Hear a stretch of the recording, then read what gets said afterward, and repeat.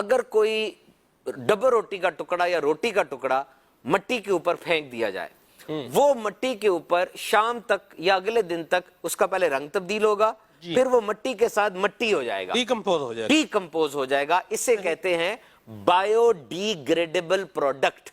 Biodegradable product. दुनिया में सभी चीजें ऐसी, इंसान के बारे में भी हमने ये पढ़ा है जब वो कब्र में जाता है, बायोडिग्रेडेबल प्रोडक्ट। हर चीज बायोडिग्रेडेबल है। ये जो प्लास्टिक है ना, ये बायोडिग्रेडेबल नहीं है।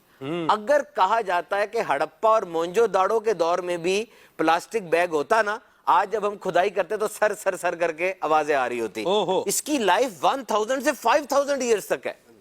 ये इसका एक एस्पेक्ट है। और दूसरा, ये जो प्लास्टिक की पूरी लाइफ साइकिल है ना, इसका बनना, इसका इस्तेमाल होना, इसका फिर डिस्पोज ऑफ होना, इस सब में क्लाइमेट चेंज इन्वॉल्व होता है। इसकी इमिशन निकलती पूरी लाइफ साइकिल के अंदर। देखिए मेरे पास एक अजीब सी स्टैटिस्टिक्स है, ये जो प्लास्टिक हम जितना यूज कर रहे हैं, ये किस तरह से वेस्ट होता है।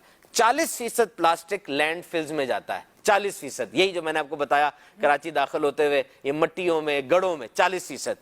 14% इंसिनरेशन फैसिलिटीज में जाता है, जला दिया जाता है 14%। और जब ये जलता है, देखा आपने कैसी गंदी बू और कैसा काला धुआं निकलता है, प्योर CO2। और फिर 14% ये रिसाइकल होता है। तो ये जो चीजें हैं, ये चीज हमें बताती है कि प्लास्टिक हर जगह पे क्लाइमेट चेंज को बहुत ज्यादा बढ़ा रहा है।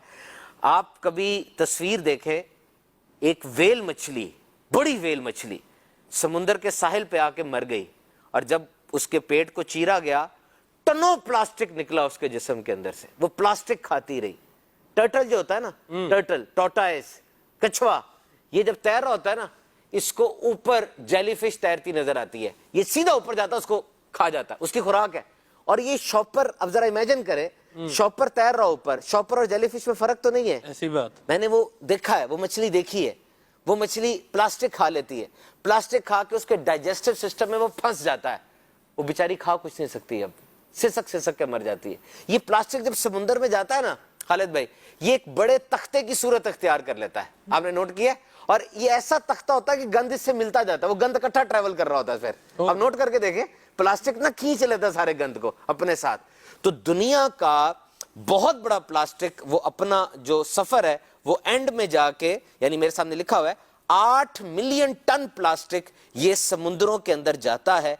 ये हमारी गटरों को चोक कर रहा है, ये हमारी दीगर चीजों को चोक कर रहा है। और अब अल्हम्दुलिल्लाह दुनिया के अंदर ऐसी इजादात हुई हैं कि इसके अंदर हमने बायोडिग्रेडेबल प्लास्टिक बनाया है। बड़े बड़े स्टोर्स के अंदर बकायदा लिखा होता है कि ये एनवायरनमेंट फ्रेंडली है, अगर इस प्लास्टिक को आप फेंक भी देंगे तो ये उस तरह से नहीं रहेगा, बल्कि घुल जाएगा। बल्कि मैं आपको हैरान कौन बात बताता हूँ, एक कपड़े बनाने वाली इंडस्ट्री है दुनिया की, उसने एक ऐसा बैग बनाया है सलमान भाई कि वो बीज है, वो बैग ना बीज है।